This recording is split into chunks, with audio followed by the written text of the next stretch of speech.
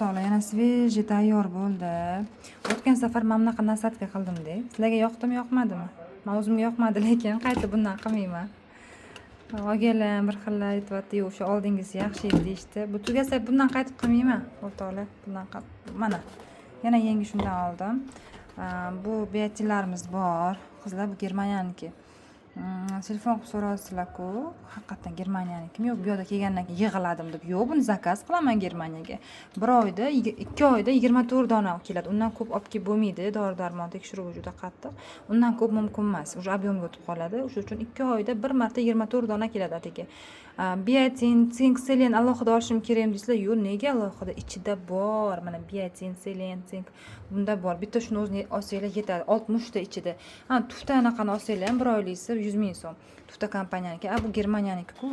Hali yopishtirmadim anaqalarini. Xullas spreylarimiz bor.